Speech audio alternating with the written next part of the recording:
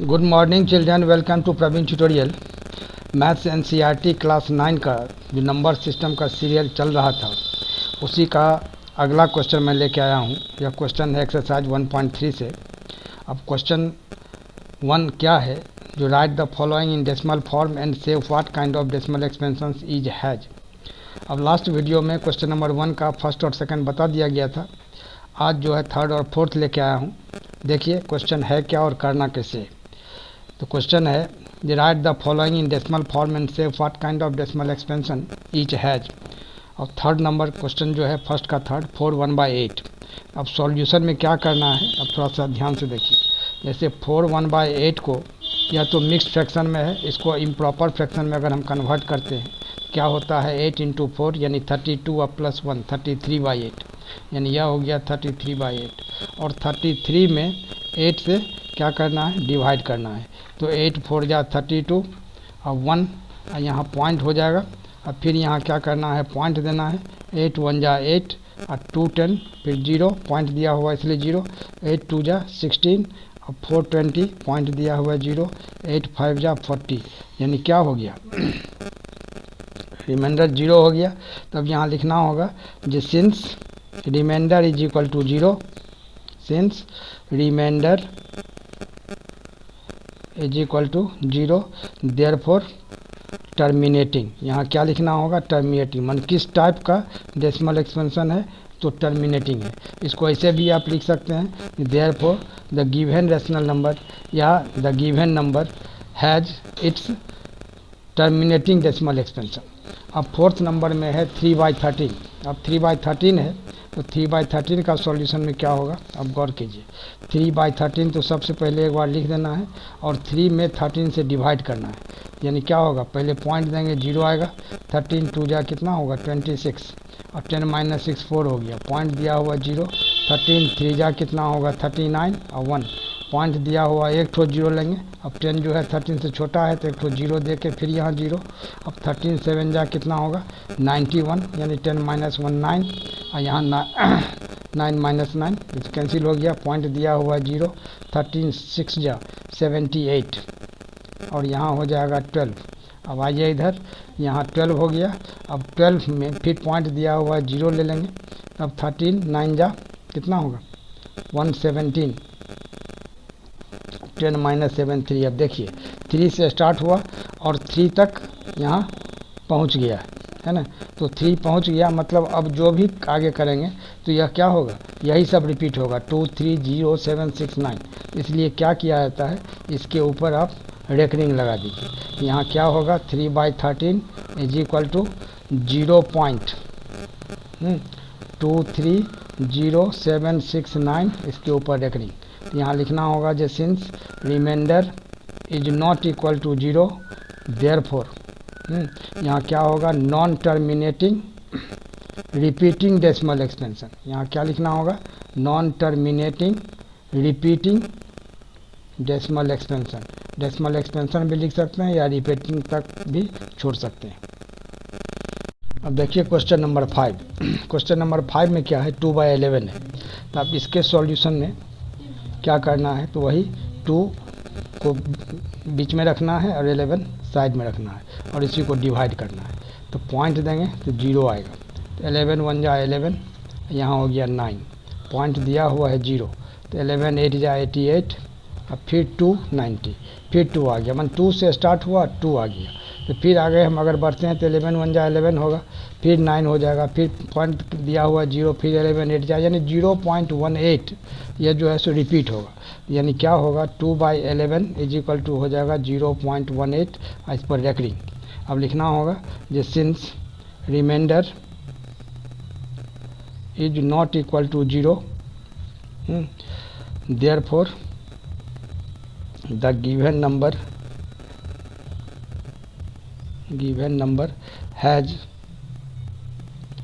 ए non terminating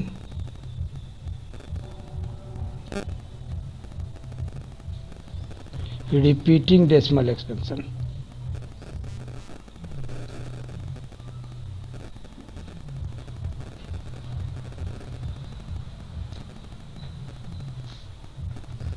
क्या होगा, ये non terminating repeating decimal expansion.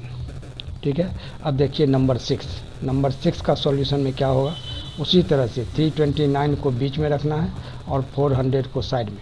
अब देखिए तो यहाँ क्या है, पॉइंट देंगे, 0 आएगा। 400 को 8 से अगर मल्टीप्लाई करते हैं तो 3200 हो जाएगा, यहाँ हो जाएगा 90, ये तो कैंसिल, पॉइंट दिया हुआ 0, तो 400 2 जा यानी कितना होगा 800। अब यहाँ क्या होगा 100 हो जाएगा और पॉइंट दिया हुआ है, फिर 0 लगाना है, तो 400 2 जा 800 और पॉइंट दिया हुआ है, ये तो माइनस करके 200 आएगा, पॉइंट दिया हुआ है 0 यानी 4 5 जा 20 और इस पर 00 यानी कितना होगा 2000 यानी 0.8225 यानी क्या लिखना होगा, ये since remainder is equal to 0 therefore the given number has a terminating decimal expansion.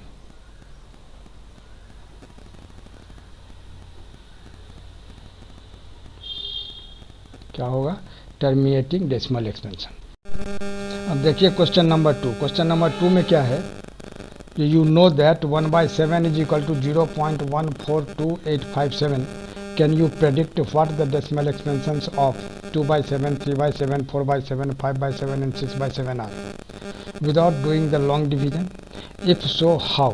मतलब 1/7 का वैल्यू यहाँ दिया हुआ है, तो 2/7, 3/7, 4/7 का वैल्यू कितना होगा, जिसके लिए आपको लॉन्ग डिवीजन नहीं करना है। तब देखिए सॉल्यूशन में क्या करना हो, बहुत इजी है, कुछ नहीं है। अब थोड़ा सा ध्यान दीजिए, जैसे यहाँ 1/7 इज इक्वल टू दिया हुआ है 0.14285 और यहाँ रेकरिंग है, तब 2/7 क्या हो जाएगा, 2/7 को क्या लिख सकते हैं 2 इंटू 1/7 यानी कितना होगा 2 इंटू, अब 1/7 का जो यहाँ वैल्यू दिया हुआ 0.142857, अब इसको रेकरिंग डाल देना है। अब इसी को मल्टीप्लाई करना है, तो 2 7 जा 14, 2 5 जा 10 111, 2 8 जा 16 117, 2 2 जा 4 1 5, 2 4 जा 8 और 2 1 जा 2।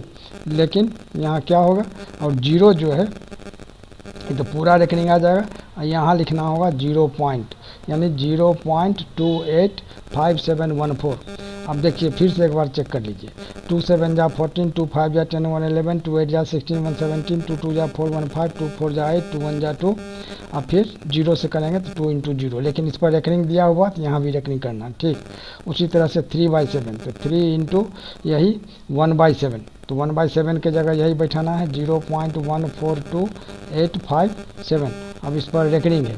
आगे देखिए, अब 3 से इसको मल्टीप्लाई करते हैं तो 3 7 जा 21, 3 5 जा 15 और 2 17, 7 कैरी 1, 3 8 जा 24 और 1 25 और 3 2 जा 6 2 8, 3 4 जा 12, 3 1 जा 3 1 4 और यहाँ क्या होगा 0। अब इस तरह से इस पर फिर रेकरिंग लगा देना है। उसी तरह से आ जाइए इधर, यहाँ हो जाएगा जैसे 4/7 है, यहाँ 4 इंटू 1/7 यानी 4 इंटू 1/7 के जगह यही लिखना है 0.142857। अब इसको 4 से मल्टीप्लाई करना है ना, तो 4 7 जा 28, 4 5 जा 20 या 2 22, 2 कैरी 2, 4 8 जा 32 और 2 34, अब 4 2 जा 8 और 3 11, 4 4 जा 16 और 1 17, 4 1 जा 4 1 5 और यहाँ 0 यानी कितना होगा, ये हो गया 4/7।